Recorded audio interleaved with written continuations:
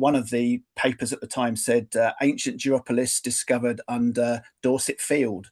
Make it sound like Atlantis. Archaeologists have been searching for this mythical city of Duropolis for years, and we found it finally, and here it is in Dorset. Yeah. None of which has any basis in archaeology.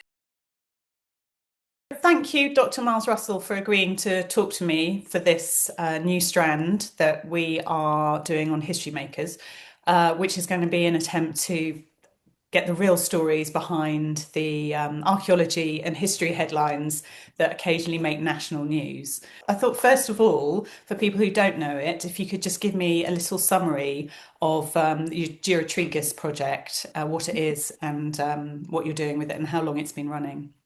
Yes, of course. The Duropolis project, it started at Bournemouth University. It's part training course for our students, and it's also sort of public outreach. We have a lot of the community excavating, but it's also, more importantly, it's a research excavation. So we've been looking at the transition from Iron Age to Roman. So it's the Duropolis are a tribe which inhabits most of Dorset and bits of Wiltshire and Somerset in the very late Iron Age, who were here when the Romans arrive. And so what we wanted to try and do is to have a project which looks at settlement patterns, tries to see what happens when a large murderous Roman legion appears on the doorstep, and the local communities, do they become Roman overnight? Do they resist Rome? What actually happens to their culture patterns? We started in 2009, and as you say, we have hit the headlines quite a few times, I think, because we're in an area where there hasn't been a lot of archaeological investigation. There's no really big infrastructure projects in Dorset, no big road schemes or railway schemes like HS2. So discoveries don't come around really that often, and you have the opportunity to have a large landscape that had never been looked at before and do lots of investigation into prehistoric settlements. Has been great for us, great for our students, and great for understanding the period. So going back to the headlines, which we should get on to. One of the first ones that I wanted to talk about, because it's quite an all-encompassing one, is something that was in the Mail a few years ago, and the headline was "Welcome to Duropolis. 5 2,000-year-old humans buried in a crouched position along with sacrificed animals for the afterlife." So the first thing is Duropolis. What's behind that name? Did you call it that? What does it mean? It's something that's come to curse us, I think. Really, in 2015, we excavated an area where we had about 2 quite modest-sized trenches, and there were about 15 Iron Age roundhouses within each.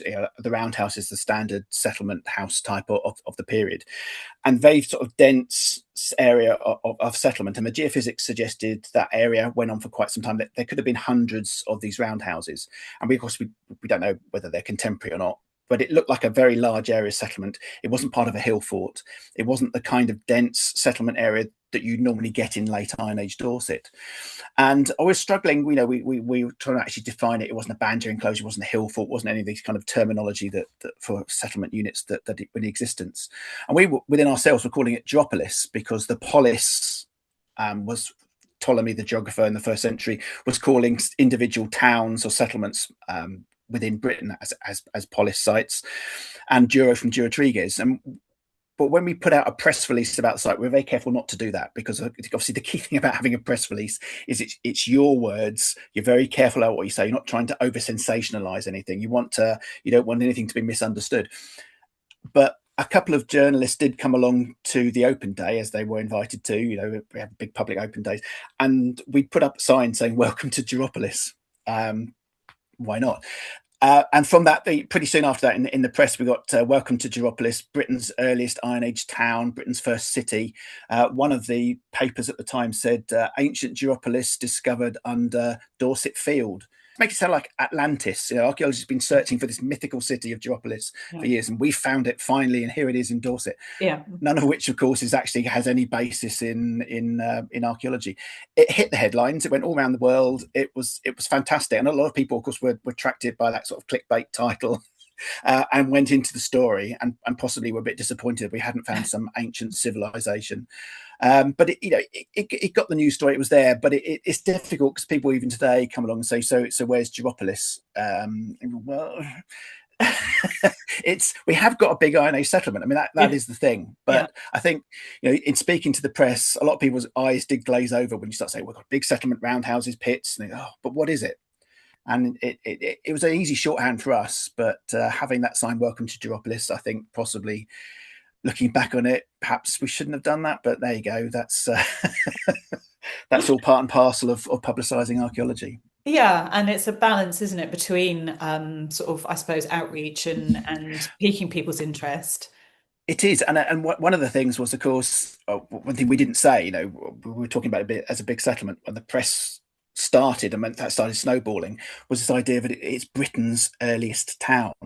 Now, no one ever said that on the excavation, and it's difficult to say, well, what is a town? The Romans, okay, they bring towns in the Mediterranean sense to Britain, but there were hill forts before that, and they've got the same kind of centralized layout, and they've got street grids and stuff. So traditionally, historically, Britain's earliest town, classical and Roman writers, historians today will tell you, it's Colchester. So in the press, when it said Britain's earliest town discovered, we had lots of journalists from Colchester phoning us up saying, actually, what the hell are you talking about? This is, are you dissing our great city of Colchester? No, we're not. We never said that anyway. Again, it's something which it gets the interest going. But I think as long as people move beyond the headlines to investigate the story, you're okay. If the story becomes the headline, then it's less okay. You have to be very careful with news stories as they go out there. And once an element of that story's gone wrong, you've got no control over it at all. One of my favourite headlines from your site, which only came out a couple of years ago, actually, it was in our Sun newspaper, lovely Sun newspaper, so you can imagine where it's going. Iron Age Bridgets tucked into wine. Do you remember this? Yeah. Yes, I do. Yes, I do. Again, it's another one. We had what was it really interesting? Having said that, the Durotriges don't seem to have gone on to adopted much of Roman culture. We do know that in late Iron Age burials that we're covering across Dorset, the majority of grave goods, of prestige items, if they appear at all, appear in female graves, which are suggesting, if we're talking about power structures and wealth, the female graves have got more in them than the male ones. So there's an issue there about basically, I mean, as far as we know, Iron Age society, according to the Romans, is far more egalitarian. Romans are very patriarchal. The Iron Age Britons seem to be far more equal and egalitarian, which is great. Within the female burials, there seems to be a sense of what we call matrifocal, in that the burials have got these grave goods with them. And in the very late Iron Age, you find tankards and drinking vessels with female graves. As we go on into the 1st and 2nd century AD, we're starting to find locally made wine cups in those graves as well. So there's still this sense of perhaps controlling alcohol is a kind of a controlled drug in which the elite have got hold of. But again, it seems to be occurring a lot in female graves. And the Sun and other papers picked up on this as kind of Iron Age Bridget Jones. And that was the story. And then there were pictures taken from Bridget Jones, the movie, and then there was Our Site. And that went off on one. And it suddenly became an incredibly sexist story that went off into the stratosphere. And again, if you hold your head in your hands and think, well, we haven't said that. We can be quite clear with our press release and interviews. This is something that they've said, and whether people believe that, who knows? But they come to the story, and if they're really interested, they can come to the primary sources and find out what we have said. And nowhere, anywhere, we described Iron Age society as sort of prehistoric Bridget Jones. Yeah, I think the BBC said something a bit more. Grave reveals Roman influence on drinking habits, which is probably a little bit more. Yeah, and you can see that that's more accurate, but arguably that's probably less interesting as a headline. That's not going to grab people's attention. Yeah. Whereas, the link to a figure in popular modern culture did. Yeah, absolutely. Might seem like an obvious question to you, but why is it important for archaeologists to communicate these stories to the public?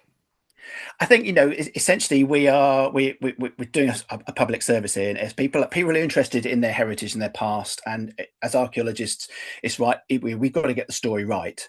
A lot of sites are paid for as part of sort of environmental assessment, so these are big projects, but increasingly it's difficult for people to get involved in archaeological digs. In the 60s and 70s, you could just turn up to a site with a shovel and take part.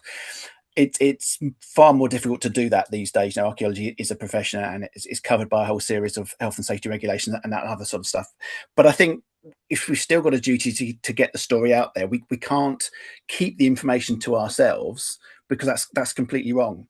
So it is our duty to communicate what we find. And sometimes the length of time between doing a dig and getting the results, it can be 10 years, it can be 20 years because of the amount of research and scientific analysis you've got to do. So there's an incredible time lag. So the media serves a great purpose in there in getting those stories out, and TV programs and the internet and fantastic. And there is a genuine interest out there, absolutely, and that's fantastic. But we're all excited as archaeologists. We're just excited by every single discovery we make, be it a tiny bit of pottery or flint flake or a burial or whatever. So we want to try and communicate that excitement to the public. We want to try and engage them because at the end of the day, we want to make sure that archaeological sites aren't being destroyed, are being recorded, and that people can report things to us and to the Portable Antiquities Scheme and to the finance liaison officers that every county's got. So it's keeping that interest going, but trying to communicate the right story. And sometimes that can be difficult. I mean, archaeology is a debate. We're never saying we've got all the answers, we're right, but we can put our information out there, we can have that debate. And if people are saying things which are openly wrong, or sort of openly racist or whatever, we can counter that with the information that we've got. But first of all, we've got to get that data out there, and we've got to tell the story. And your site is quite unique, I think, in the ones that I've come across in my time making films about archaeology, in the way that it does involve the public and invite volunteers to the site. I think that's, as you were saying, that's less available now to people. Yes, I mean it is. As I said, you could volunteer wherever you wanted in the past, but things have become more expensive. Things have become more difficult. You can't volunteer and go on to a kind of excavation for HS2. But we're very keen that we're trying to get people, because you've got school leavers who want to engage. You've got the public. You've got people who feel perhaps distanced by archaeology, say no, you can participate, you can join in, you can find things. And it's getting people excited. I mean, archaeology is fantastically exciting. I find constantly excited by it, and it's great to give people that opportunity to muck in with us, to find things, and to feel that their contribution is as valid as anyone else's. Absolutely. And we have got a little film actually that will be up soon that is largely about and featuring the volunteers. And it's just the excitement of holding history in their hands. I mean, there's no other way that you can do that really. And something, well, it's not just history, it's the fact that the last person to have touched this thing, would have been doing it 2000 years ago. I think it's, people when they think about archaeology, think about Indiana Jones and treasure, all the kind of stuff that we never find. But for me, it's exciting when you find something like last year we had a few of these sort of bone tools made out of animal bone, whittled down into combs, either for combing hair or beards or for textile manufacture. And you can still see the wear patterns on them. They fit beautifully in your hand. You think this was made over 2000 years ago, and it's a personal artifact. There's nothing else quite like it. And it's a great privilege to be someone to make contact with that, to find that, and it adds another element to the story of the people who died so long ago. So it's those kind of personal effects, I think, which give you that kind of electric jolt when you discover and you're making that connection with the past. And one of the things I've noticed with the stories that we're covering, because we're releasing different clips on social media from all of our stories, and the ones from your site and your work are extremely popular. But what always surprises me is it's not necessarily the super dramatic finds, that, as you're saying, that one of the ones was your finds officer talking about a bowl, a bowl that is often found in cemeteries and burials across your settlement and across Dorset, and people loved it. I kind of expect it a bit more with the skeletons. Yes. And I think you're right. Again, with those bowls, we're finding with the burials, not only are they complete, but they probably held some kind of food stuff for the afterlife originally. But everyone's individual. So there is a sense of, are they being buried with their favourite porridge bowl? Did they eat something out of that every morning? That's such an incredibly personal item. And you do. I find that far more interesting. I mean, gold, silver, treasure, which we very rarely, if ever, find, tells us what the extremely wealthy are doing, and they're such a small element of society. For me, a pottery bowl or a bone comb is far more interesting because it tells a more interesting story. No, I get that. And sometimes when you're even lucky enough to find finger marks on it, or Where, absolutely. Or you like the you swear you call it, don't you? Yes, yeah, Yeah. but also you can find decoration that someone's pressed their thumb Yeah. and you can see the fingernail of that person going around there. You think we don't know who they are, but they've left that kind of permanent legacy. It's Absolutely. amazing. Yeah.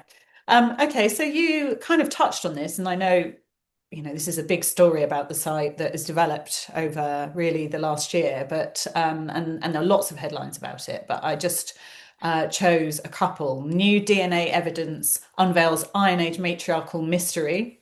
Also in the Telegraph, archaeologists shocked to discover first women-centric community in Europe. Is this true? What's behind this? Yeah, it's true that we're not shocked. That's, I mean, to be honest, as archaeologists, we're not shocked because we know we've known for a long time that the power structures, the organisation of society in Britain in the Iron Age is very, very different to the Mediterranean world. And writers like Julius Caesar and Tacitus and so on go on and on about the fact that from their opinion, the Britons are far more barbaric because men and women hold power equally. Women can own land. Women can lead armies into battle, and they don't get that. So they Okay. find that really odd. So it's that sort of sense that we've been aware of that. We've been aware that the burials in Dorset, the Iron Age burials, as I said, the female ones have got artifacts more than the male. So there is that sort of sense of if you're judging power by artifact assemblages, then the women have got that. But it's great when you get the DNA because Lara Cassidy and our colleagues at Dublin have been working with them to looking at the DNA we can extract from these bones. And it's very clear that across our cemeteries, we've got these very strong female lines where we can say there's multiple generations of women who are being born, who are growing up here and are being buried with these objects. Whereas the male line is far weaker. And often when you're looking at the mobility isotopes, the men seem to be coming from other parts of Britain.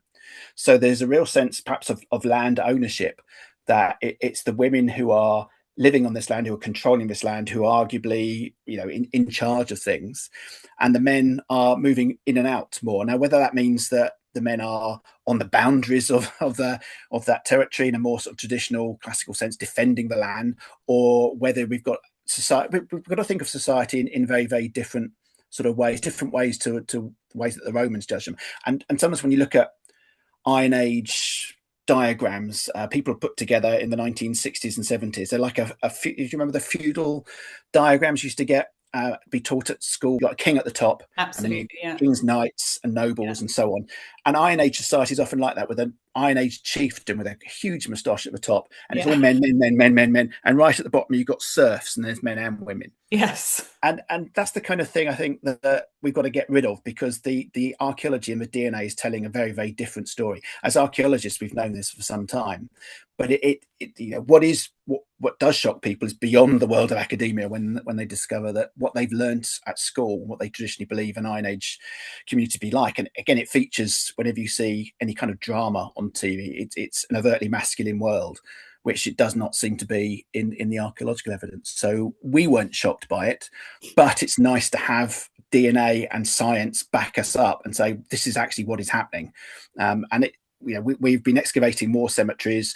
We've been gathering together skeletons from other sites as well, because this is the one part of Britain. Well, it's two parts. Yorkshire has similar sort of burials as we have done in Dorset. But we're trying to see, is this something that's just restricted to this part of Dorset that we've looked at? Or is it the same across the rest of Britain? Is it the same in other sort of Celtic areas of France? That's the exciting thing, to try and change the modern perception of what Iron Age society was like and how it was structured. Yeah, really interesting. And just going back to that headline, then it says that it's the first women-centric community in Europe. Um, Yeah, no. No, I mean it's arguably the first one whereby we've got very good evidence for evidence where we can actually say we've got multiple cemeteries. We can track these across generations rather than perhaps one or two graves. But as you go back into the earlier Iron Age across Central Europe, you can go into the Bronze Age in some areas.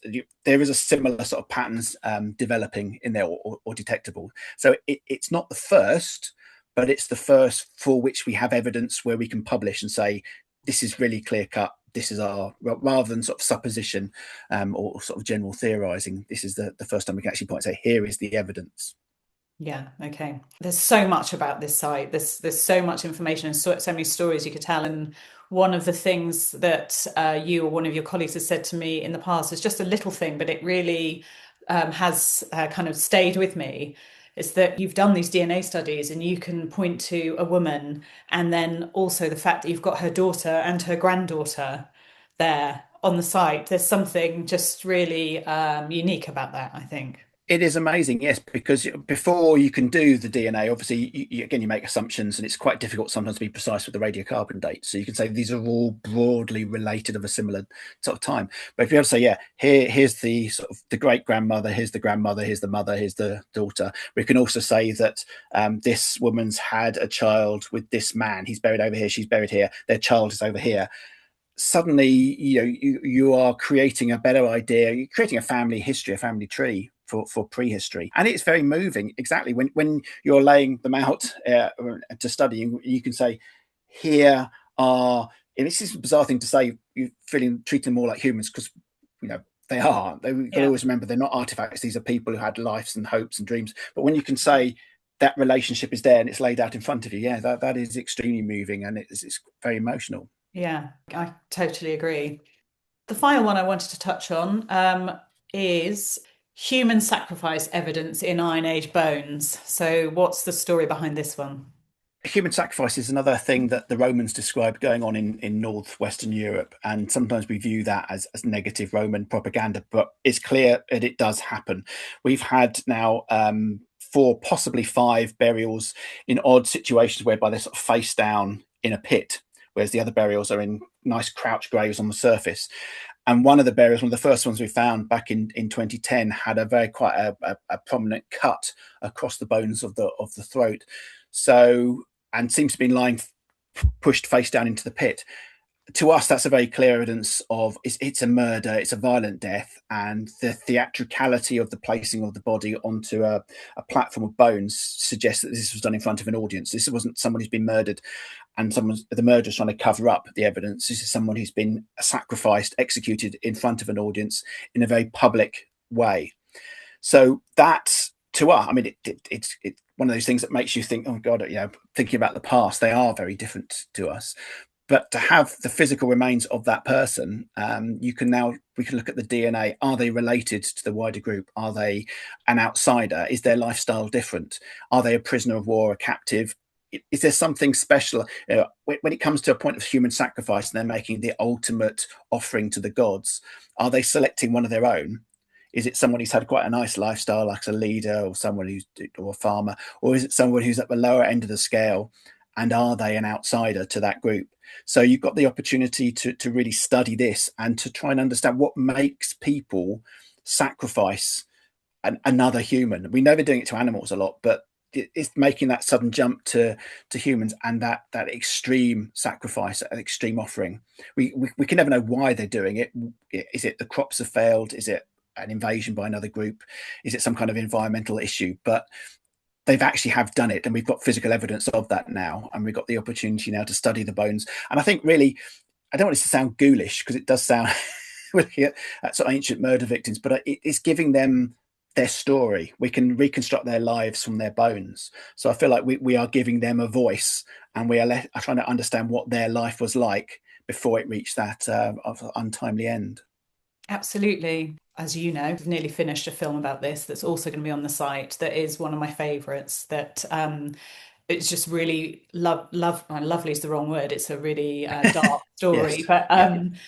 to have that opportunity to explore that person's life and to go into the kind of detail about what you've been able to discover about her Yes. and how she met her end, and to some extent how she lived her life and why she might have been chosen as a human sacrifice victim. If people watching this want to find out more about what is one of the most incredible archaeological excavations I've been lucky enough to be involved with, we are following it on History Makers and releasing short films about it, and we'll be down this summer. Let's hope that you generate more headlines this summer. The right kind of headlines. the Yes. right Yeah. the right kind of headlines. And you can find out more at history-makers.com.